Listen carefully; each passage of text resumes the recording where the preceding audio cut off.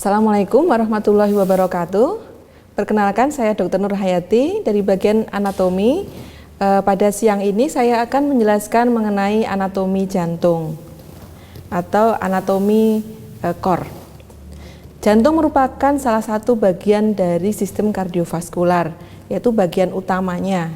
Sistem kardiovaskular sendiri terdiri atas dua bagian utama, kardio dan vaskular. Kardio artinya jantung, vaskular artinya pembuluh darah. Nah, di sini jantung merupakan inti dari sistem kardiovaskular karena dia berperan sebagai pompa utama untuk sistem kardiovaskular ini. Nah, sedangkan bagian yang kedua adalah vaskular atau pembuluh darah. Pembuluh darah meliputi arteri, vena, dan kapiler. Nah, kita akan pelajari secara rinci pada kesempatan kali ini mengenai sistem atau anatomi struktur jantung. Nah, adik-adik nanti bisa perhatikan bahwa jantung kita itu ukurannya kira-kira sebesar kepalan tangan orang dewasa ya, untuk orang dewasa yang terletak di mediastinum. Apa itu mediastinum? Nah, mediastinum adalah ruangan yang dibatasi oleh dua paru-paru ini. Paru-paru kanan dan paru-paru kiri ini membatasi ruang yang disebut dengan mediastinum. Akan saya bukakan. Nah, ini jadi kalau kita buka paru-paru ini, paru-paru kiri sudah saya buka. Kemudian, nah ini paru-parunya sudah dibuka. Disinilah struktur mediastinum di mana jantung itu berada. Ya. Selain jantung, di dalam mediastinum ada juga trachea, ada juga esofagus, kemudian saraf dan juga kelenjar timus pada anak-anak. Jadi di sini adik-adik bisa melihat posisi jantung yang terletak di mediastinum. Nah, perhatikan jantung ini letaknya tadi di antara paru-paru kanan dan paru-paru kiri atau di mediastinum. Kemudian jantung ini kalau dilihat bagian ini namanya apex, bagian di sini namanya basis ya. Jadi jantung dia terletak di mediastinum dengan apexnya menghadap ke arah anterolateral kiri atau anterolateral sinistra. Sedangkan basisnya itu menghadap ke arah medial, ke arah atas, ke arah kanan. Jadi kranio medio dextra. Ini kalau diperhatikan seperti ini. Ini adalah apex dan ini basisnya. Apexnya ini dibentuk oleh ventricle kiri. Sedangkan basisnya dibentuk oleh pembuluh-pembuluh darah besar, kemudian atrium kiri dan atrium kanan. Nah, apex ini ketika jantung itu berdenyut akan menyentuh dinding dada yang ketika diamati pada orang yang kurus akan tampak denyutannya di dinding dada. Itu yang disebut dengan ictus cordis. Nah, di sini nanti saya akan menjelaskan struktur jantung yang meliputi dari beberapa bagian. Yang pertama adalah topografi jantung ini. Yang kedua, struktur dari dinding jantung. Kemudian yang ketiga adalah ruangan-ruangan di dalam jantung. Keempat, pintu atau katup pada jantung. Kemudian yang kelima adalah sistem pembuluh darah yang ada di dalam jantung. Nah, kita akan mulai dari yang pertama ialah topografi jantung. Jadi jantung tadi terletak di antara paru-paru kanan dan paru-paru kiri. Kemudian jantung ini dia akan terhubung dengan bagian-bagian yang lain melalui pembuluh darah besar ini yang meliputi ada aorta, kemudian arteri pulmonalis dan vena cava superior serta inferior. Saya akan berpindah ke preparat yang lebih jelas lagi.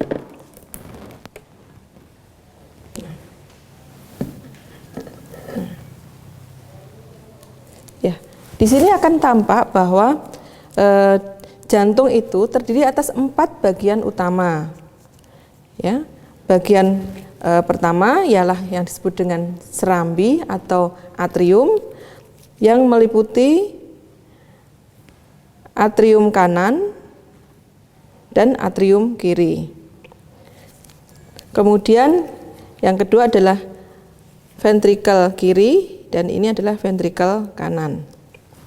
Untuk lapisan dari dinding jantung, bisa kita lihat jantung diselimuti oleh lapisan yang namanya perikardium.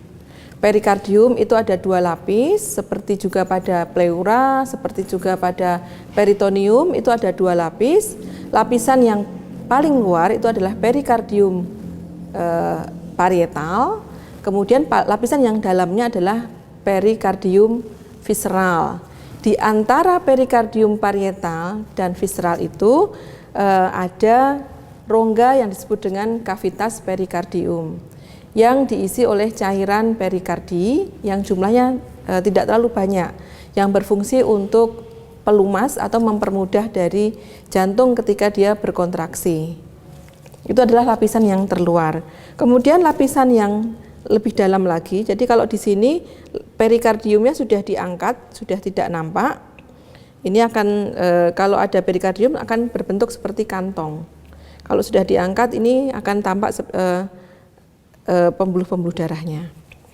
Nah, kemudian lapisan yang tengahnya ini yang disebut dengan miokardium atau lapisan otot jantung. Lapisan yang paling tebal karena otot jantung inilah yang akan berfungsi utama di dalam proses kontraksi, di dalam proses untuk pemompaan darah dari jantung ke paru-paru atau dari jantung ke seluruh tubuh. Sedangkan lapisan yang paling dalam ini yang disebut dengan endokardium. Endo artinya dalam, endokardium artinya lapisan dari dinding jantung yang paling dalam. Nah, jadi ada 3 lapisan. Apa saja tadi lapisannya? Ya, ada lapisan paling luar itu adalah perikardium, tengahnya adalah miokardium, kemudian yang paling dalam adalah endokardium. Oke, baik. Kita akan lanjutkan untuk ruangan-ruangan di dalam jantung. Ya, jadi kalau kita perhatikan, jantung itu terdiri atas 4 ruangan. Ya, jadi ini jantung. Ketika kita buka, nah kita buka begini, maka adik-adik bisa melihat ruangan-ruangan di dalam jantung. Ya. Nah, yang bagian atas ini adalah atrium, ini atrium, yang kanan adalah atrium kanan atau atrium dextrum, yang kiri atrium kiri atau atrium sinistrum. Kemudian bagian yang bawah di sini, ini adalah ventricle. Ini adalah ventricle kanan atau ventricle dexter, dan yang ini adalah ventricle kiri atau ventricle sinister. Dari ruangan-ruangan ini nanti akan saling terhubung ya. Dari atrium kanan terhubung ke ventricle kanan melalui ostium atrioventricularis kanan. Kemudian dari atrium kiri itu akan terhubung ke ventricle kiri melalui ostium atrioventricularis kiri. Nah, kita akan melihat secara detail bagian-bagian dari rongga-rongga tersebut.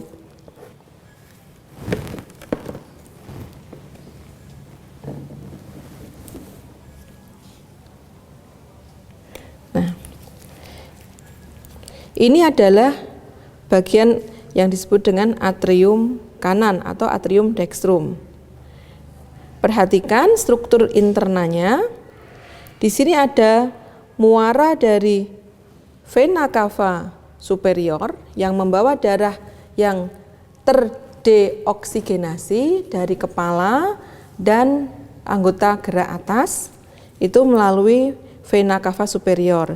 Sedangkan di sini ini adalah muara dari vena cava inferior yang membawa darah terdeoksigenasi. Jadi terdeoksigenasi itu artinya darah yang sudah miskin oksigennya ya. Itu atau darah vena yang kembali ke jantung dari seluruh tubuh. Untuk vena cava inferior ini berasal dari darah melalui abdomen, dari abdomen dan ekstremitas inferior itu kembali ke jantung melalui vena cava inferior.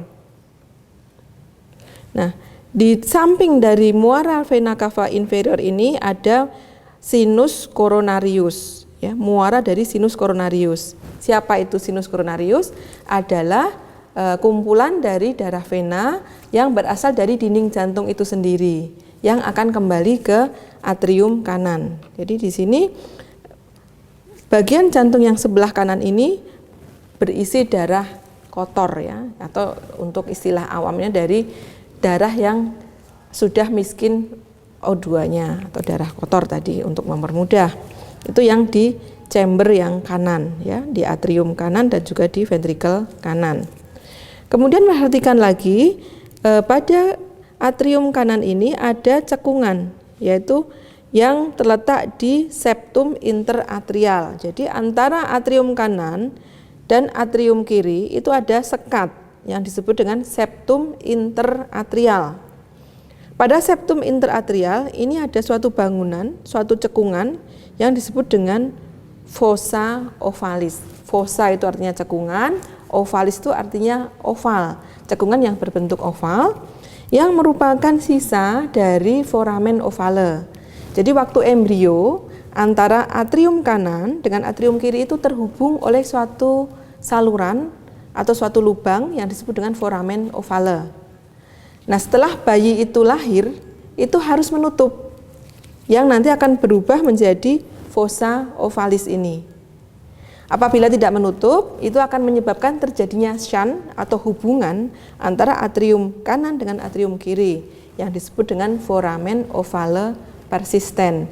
Nah, ini suatu hal yang perlu diperbaiki dengan metode bedah tentunya. Nah, kemudian di bagian dari atrium tadi, ya, atrium kanan, nanti akan jadi darah mengalir dari atrium kanan menuju ventrikel kanan melalui pintu yang disebut dengan ostium atrioventricularis kanan atau ostium atrioventricularis dextra. Jadi namanya itu sesuai dengan rongga yang dihubungkan, ya, menghubungkan antara atrium dengan ventrikel, namanya atrioventricularis. Karena ini posisinya yang kanan, maka disebut sebagai ostium atau lubang atrioventricularis kanan. Nanti yang kiri juga akan berlaku seperti itu. Nah, jadi darah akan mengalir menuju ke ventrikel kanan. Demikian juga nanti untuk atrium kiri, di sini adik-adik bisa melihat ini adalah atrium kiri. Ya, atrium kiri ini akan menerima darah dari arteri dari vena pulmonalis. Ya, atrium kiri menerima darah dari vena pulmonalis yang berasal dari paru-paru. Jadi darah yang sudah teroksigenasi. Ya. Nah, saya akan menggunakan preparat yang lebih jelas. Di sini adalah atrium kiri. Ya, dia menerima darah dari vena pulmonalis ini. Jadi vena pulmonalis itu terletak di bagian posterior. Jadi kalau saya balik seperti ini adalah bagian dari posterior jantung. Ini adalah vena pulmonalis yang berasal dari paru-paru. Vena pulmonalis ini merupakan satu-satunya vena yang berisi darah teroksigenasi pada orang dewasa. Jadi kalau adik-adik dulu belajar ketika vena itu berisi darah kotor, arteri berisi darah bersih, itu tidak berlaku untuk vena pulmonalis, ya. Karena sebenarnya vena itu artinya adalah pembuluh darah yang menuju ke jantung, tidak melihat isinya. Mau berisi darah bersih atau berisi darah kotor, sepanjang pembuluh darah itu menuju ke jantung, itu kita sebut sebagai vena. Jadi di sini vena pulmonalis berasal dari paru-paru kanan dan paru-paru kiri ini tadi, kemudian masuk ke dalam ini, ke sini, ke atrium kiri. Nah, jadi dari atrium kiri juga begitu, ketika dia berkontraksi akan mengalirkan darah ke ventrikel kiri. melalui lubang atau ostium yang disebut dengan ostium atrioventricularis kiri atau ostium atrioventricularis sinistra. Jadi ini untuk atriumnya. Nah, kita lanjutkan ke ruangan yang kedua adalah ventricle. Ventricle kanan dan ventricle kiri atau ventricle dexter, ventricle sinister. Perhatikan perbedaannya ya. Adik-adik bisa melihat secara detail di sini dinding dari ventricle kanan dibandingkan dengan dinding dari ventricle kiri sangat berbeda ketebalannya. Ya, ini lebih tipis untuk yang ventricle kanan, yang ventricle kiri akan tampak lebih tebal. Mengapa? Karena ventricle kanan itu memompa darah dari jantung ke paru-paru saja. Sedangkan kalau yang ventricle kiri, dia memompa darah dari jantung ke seluruh tubuh, sehingga ini akan diperlukan struktur yang lebih kuat dan lebih tebal, karena kekuatan pemompaannya juga akan berbeda. Nah, untuk struktur dalamnya ini sebenarnya hampir sama ya antara ventricle kanan dan ventricle kiri. Bisa dilihat di sini, ini adalah tonjolan-tonjolan yang dibentuk oleh musculus papillaris. Ini musculus papillaris ini terhubung dengan benang yang disebut dengan chorda tendinea ke katup jantung. Ya, di sini kalau yang sebelah kiri itu adalah katup yang atrioventricularis kiri, yang kanan juga kanan. Itu ujung-ujungnya ini ada seperti benang-benang kecil. Ini benang-benang ini yang terhubung ke musculus papillaris. Ini yang disebut dengan chorda tendinea. Fungsinya apa? Adalah untuk mencegah supaya ketika ventricle itu berkontraksi untuk memompa darah baik menuju ke paru-paru dari ventricle kanan atau dari ventricle kiri ke seluruh tubuh, darah tidak kembali ke atrium. Jadi ini dicegah oleh katup ini. Katup ini dipegangin oleh chorda tendinea yang terhubung dengan musculus papillaris, sehingga ketika kontraksi ventricle, darah akan mengalir ke tempat yang sudah ditentukan. Jadi ini nutup untuk kuspisnya. Nah, kalau untuk darah dari ventricle kanan, dia nanti akan dipompa menuju ke arteri pulmonalis, ya, ke arteri pulmonalis. Sedangkan nanti yang ini ya, ini adalah posisinya kebalikan ya. Ini dibuka dari sini. Ini awalnya nutup gini, ini dibuka sehingga kalau dilihat di sini adalah struktur yang ventricle kanan, ini yang ventricle kiri. Bisa dilihat ini dindingnya ya. Yang tipis ini adalah ventricle kanan, yang tebalnya adalah ventricle kiri. Ini ventricle kanan, nanti ini dipompa menuju arteri pulmonalis untuk menuju ke jantung. Sedangkan dari ventricle kiri dipompa menuju ke aorta. Ini ya, nanti akan dialirkan ke seluruh tubuh.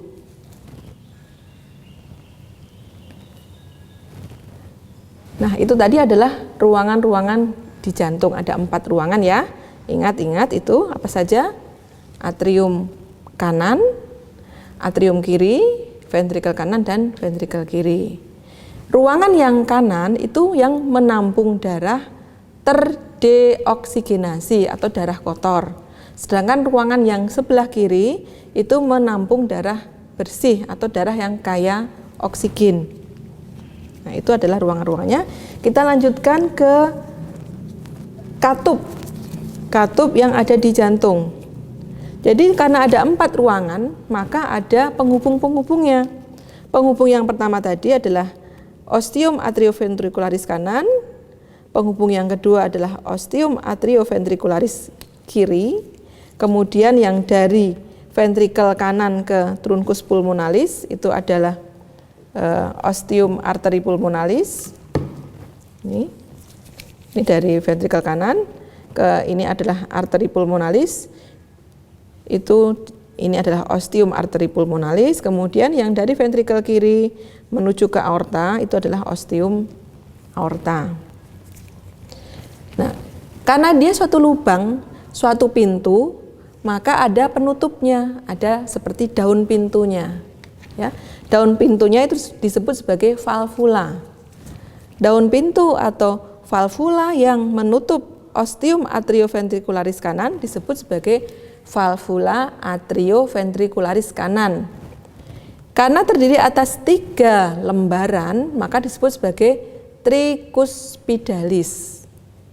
Ya, yang kanan itu 3 lembar daun pintunya, tricuspidalis. Sedangkan yang kiri itu hanya 2 lembar, maka disebut sebagai bicuspidalis. Ya, atau nama lainnya adalah katup mitralis untuk yang kiri. Ya. Sekali lagi, yang kanan atrioventricularis kanan itu tricuspidalis, yang kiri atrioventricularis kiri adalah tricuspidalis. Itu yang menghubungkan antara atrium dan ventrikel. Sedangkan yang menghubungkan dari ventrikel kanan ke arteri pulmonalis adalah ostium arteri pulmonalis. Itu bisa dilihat di sini ada katupnya juga. Ya, ada valvulanya. Ini yang disebut dengan valvula semilunaris. Semilunar itu berbentuk seperti bulan sabit. Yang pada aorta juga begitu, ada namanya valvula semilunaris aorta. Ya, jadi bisa dilihat di sini. Ini adalah ventrikel kiri, ini aorta, ini adalah valvula semilunaris aorta. Ya. Ini potongannya dari yang aorta. Sedangkan kalau yang dari dari ventrikel kanan itu valvula semilunaris pulmonalis. Jadi namanya hampir sama tapi mudah dibedakan. Kalau yang ke arteri pulmonalis semilunaris pulmonalis. Yang ke aorta, semilunaris aorta, gampang ya. Jadi kalian nggak usah bingung ya. Namanya menunjukkan bendanya. Oke, itu adalah penghubungnya dan katup-katupnya ya. Katup-katup ini juga bisa terjadi gangguan ya. Kalau terjadi gangguan ini bisa menyebabkan aliran darahnya tidak seperti yang sudah ditentukan. Jadi misalnya ada stenosis, ada insufisiensi katup aorta, atau bisa stenosis dari katup mitralis itu bisa menyebabkan alirannya terganggu. Kalau stenosis dia nggak bisa membuka, jadi stenosis itu lengket-lengket, sehingga ketika harusnya dari atrium ke ventrikel itu berjalan lancar, terbuka, lebar gitu, tapi pada kasus stenosis itu nggak bisa membuka sehingga aliran darahnya menjadi turbulen. Itu nanti menyebabkan bising jantung. Ya. Sedangkan kalau dia insufisiensi, seharusnya ketika kontraksi ventrikel, katupnya itu nutup. Tapi ketika ada insufisiensi, katupnya itu nggak bisa nutup rapat, sehingga waktu ventrikel itu berkontraksi memompa darah untuk ke paru-paru atau ke seluruh tubuh, ada yang balik ke atrium. Ini yang disebut dengan aliran regurgitasi ya, balik. Ini juga menimbulkan suara bising. Oke.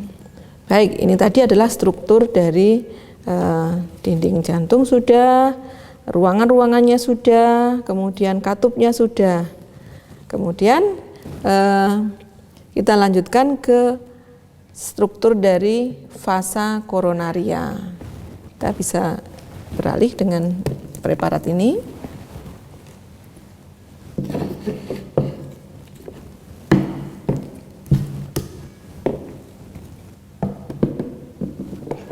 Nah, ini ya. Jadi seperti juga organ-organ yang lain, supaya jantung itu bisa bekerja, dia membutuhkan energi. Energi didapat dari mana? Dari metabolisme. Untuk metabolisme dibutuhkan oksigen, dibutuhkan nutrisi ya. Dan itu siapa yang mensuplai adalah yang disebut dengan sistem koronaria ya. Sistem yang mensuplai darah dan nutrisi ke jantung ya. Jadi ini kalau dilihat dari ini adalah permukaan anterior dari jantung. Di sini akan tampak alur-alur dari sistem koronaria. Jadi sistem koronaria adalah sistem pembuluh darah yang mensuplai oksigen ke jantung dan membuang sisa-sisa metabolisme dari otot jantung juga. Nah, sistem koronaria ini organ utamanya adalah arteri koronaria. Arteri koronaria itu ada dua, arteri koronaria dextra dan sinistra yang dipercabangkan oleh aorta ya. Jadi aorta itu pertama kali bercabang sebagai arteri koronaria dextra. Kemudian yang cabang kedua adalah arteri koronaria sinistra. Arteri koronaria dextra itu dia akan melingkar ini mengelilingi dari jantung ini sini. Kemudian dia nanti akan ya berakhir di ini sulcus interventrikular. Jadi di sini itu adalah arteri interventricularis kanan. Jadi arteri koronaria dextra dia juga akan memberikan vaskularisasi ke jantung bagian kanan. Atau kalau di sini ini tampak di bagian posterior jantung di sulcus interventrikular yang posterior. Di sini ditempati oleh arteri koronaria dextra dan vena cordis media. Sedangkan arteri koronaria sinistra dia dipercabangkan dari aorta, kemudian dia akan memberikan percabangan-cabangnya ke dinding jantung yang sebelah kiri. Yang ini adalah ke sini, ini adalah arteri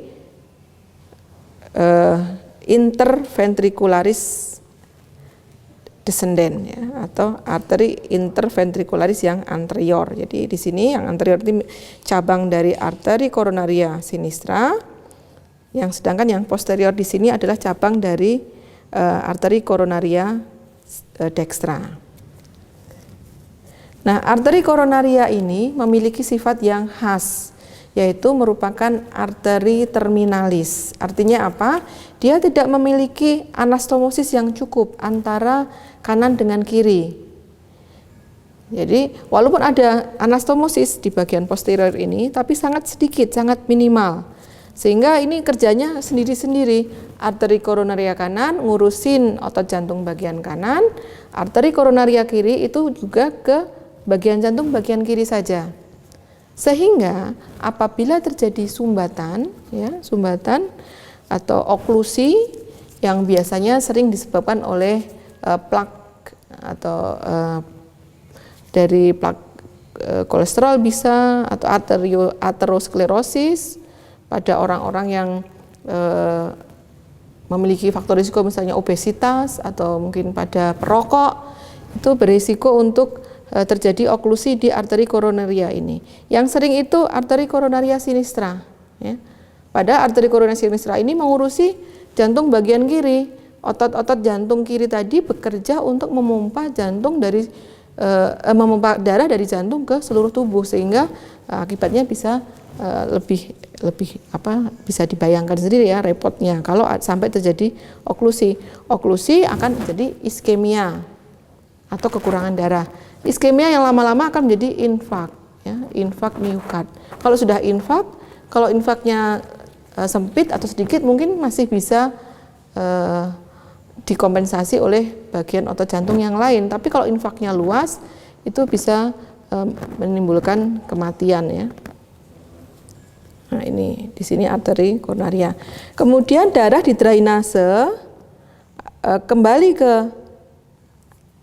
atrium kanan melalui vena-vena ya. Jadi di sini ada vena cordis magna, itu yang mengikuti arteri interventricularis anterior. Kemudian yang mengikuti arteri interventricularis yang posterior, ini adalah vena cordis media.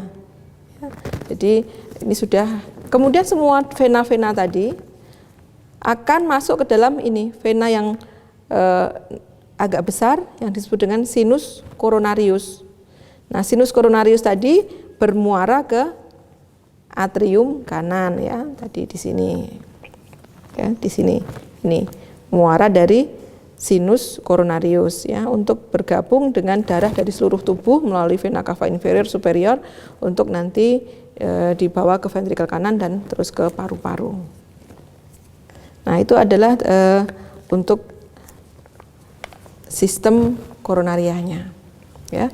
Jadi kelainan-kelainan yang berhubungan dengan arteri koronaria ini yang paling sering tadi yang sudah saya sebutkan adalah adanya oklusi atau stenosis dari arteri koronaria, atau kalau sering disebut sebagai penyakit jantung koroner. Nah, itu adalah penyakit jantung yang mengenai sistem koronaria ini ya. Kemudian kalau masih iskemia, ini akan terjadi nyeri alih atau revert pain, karena jantung ini sendiri nggak bisa merasakan nyeri. Akan dialihkan untuk terasa nyeri di daerah bahu kiri, kemudian bisa sampai ke daerah mandibula kiri, kemudian lengan bagian medial, lengan atas maupun lengan bawah bagian medial. Itu yang disebut dengan angina pectoris ya. Baik, kita lanjutkan. Setelah tadi mempelajari struktur dari jantung, kita akan pelajari struktur yang merupakan bagian dari sistem vaskularnya ya. Di sini kita akan bahas untuk pembuluh-pembuluh darah besar yang menuju atau keluar dari jantung ya. Pembuluh-pembuluh darah besar tadi ada di basis dari jantung tadi ya. Oke. Apa saja pembuluh-pembuluh darah besarnya? Bisa Adik-adik lihat di sini. Ya. Kalau di sini sudah disederhanakan, kalau yang warnanya merah itu tentu arteri atau aorta, yang warnanya biru itu adalah vena ya. Tapi ini biru juga, tapi ini bukan vena, ini adalah arteri pulmonalis ya.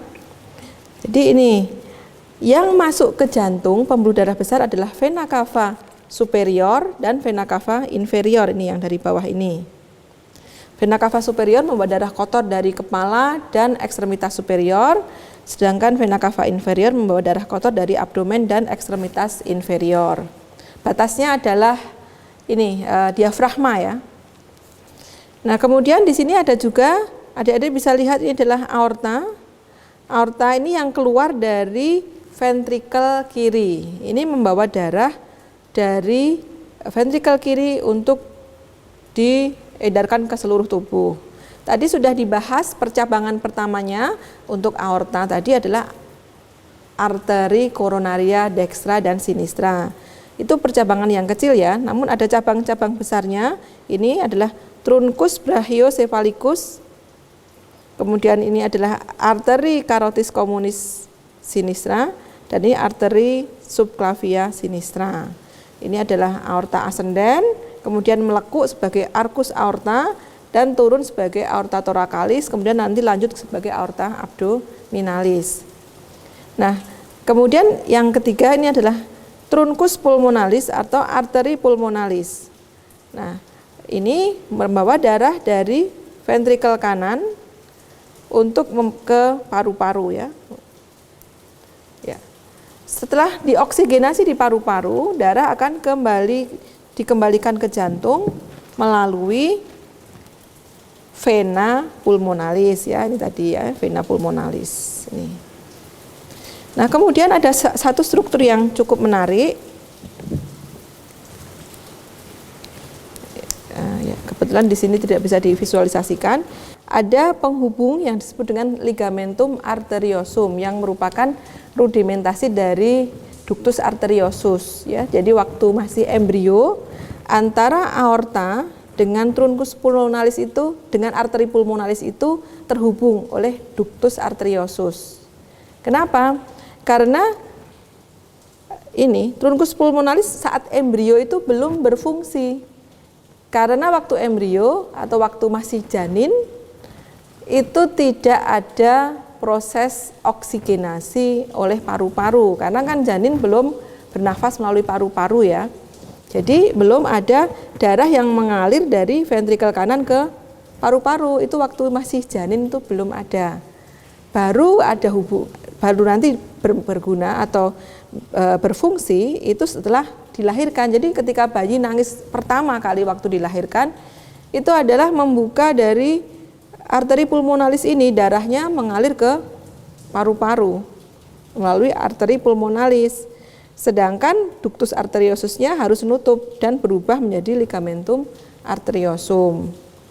Nah, bila masih tetap ada hubungan antara arteri pulmonalis dengan aorta ini, maka yang disebut dengan persisten ductus arteriosus ya. Ini menyebabkan adanya percampuran antara darah yang kaya oksigen dengan darah yang banyak CO2-nya. Itu nanti suatu kelainan kongenital. Tadi hampir sama dengan foramen ovale persisten. Bedanya kalau foramen ovale persisten itu menghubungkan antara atrium kanan dan atrium kiri. Kalau yang persisten ductus arteriosus menghubungkan antara aorta dengan arteri pulmonalis.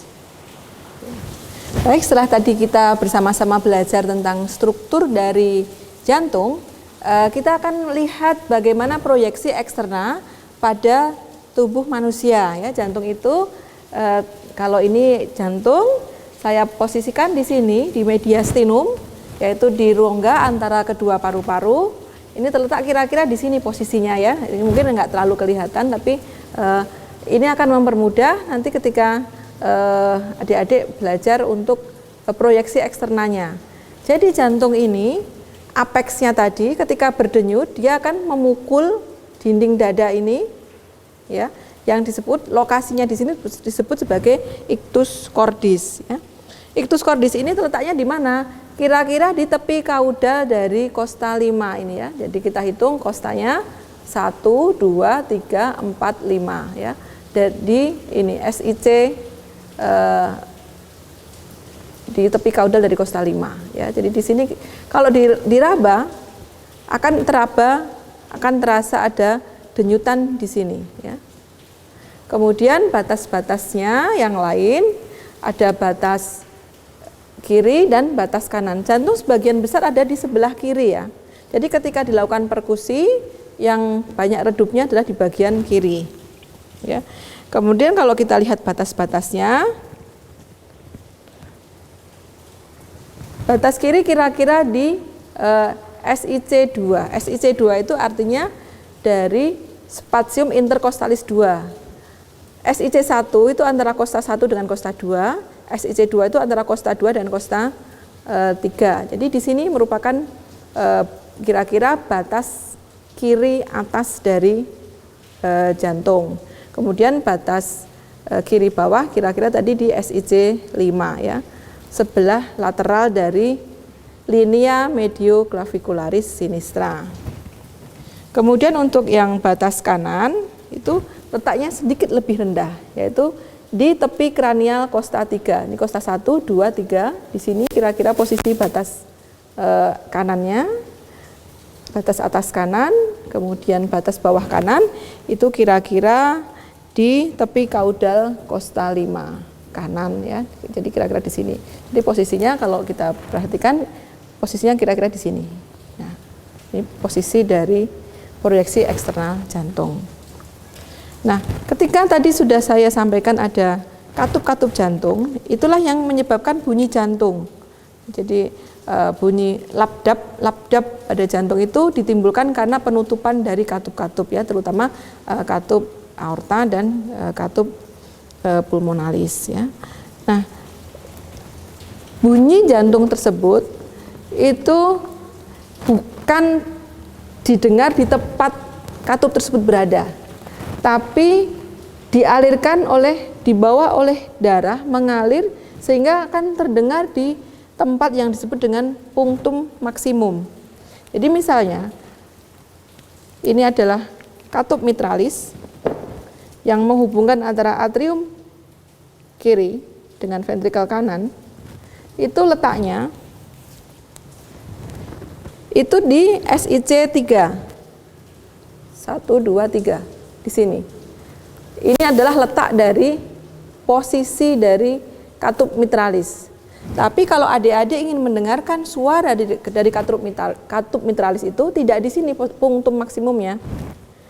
Tapi punktum maksimumnya ada di SIC 5. Kenapa ada di SIC 5? Karena dia suara itu akan dibawa oleh aliran darah menuju ke apexnya di sini sehingga akan terdengarnya di SIC 5. Itu adalah punktum maksimum untuk untuk katup mitralis, penutupan dari katup mitralis.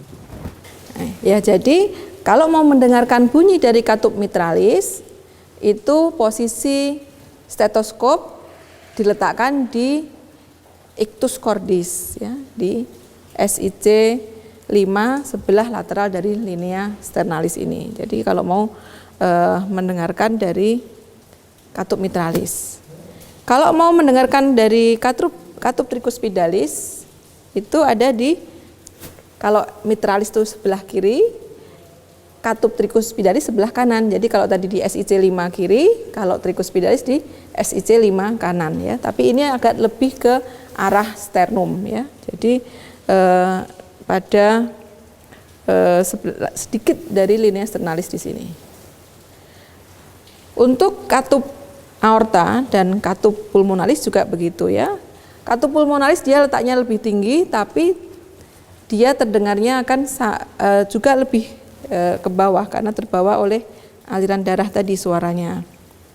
Yaitu kalau untuk semilunaris aorta itu terdengar di SIC 2 kanan di sini. Ini adalah tempat bisa didengarkan dari katup aorta. Didengarkan yang terkeras ya, yang disebut dengan punktum maksimum. Sedangkan untuk arteri pulmonalis itu tinggi sama SIC 2 namun yang sebelah kiri. Itu apabila kita ingin mengetahui misalnya kita mencurigai ada bising jantung, pas kita dengarkan biasanya paling sering pertama kali didengarkan adalah di ictus cordis. Kita mendengarkan ada bunyi atau bising jantung.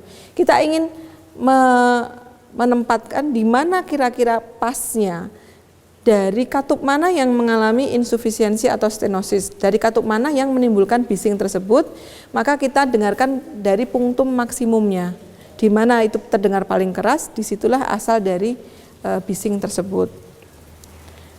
Itu untuk beberapa manfaat kita memahami dari proyeksi eksterna. Baik, jadi itu tadi sudah kita bahas bersama-sama mengenai anatomi dari jantung dan pembuluh-pembuluh darah besar ya. Jadi setelah ini nanti adik-adik bisa belajar lebih lanjut dari anatominya, kemudian dikaitkan dengan fungsinya. Itu nanti akan lebih mudah untuk mengingat, supaya nanti antara anatominya dengan fungsinya atau fisiologinya bisa berjalan bersama ya, karena tidak bisa anatomi dipelajari sendiri tanpa fungsi dan juga tidak mungkin belajar fungsi tanpa belajar anatominya. Jadi saya kira itu saja yang bisa saya sampaikan, mudah-mudahan nanti bisa bermanfaat. Terima kasih. Assalamualaikum warahmatullahi wabarakatuh.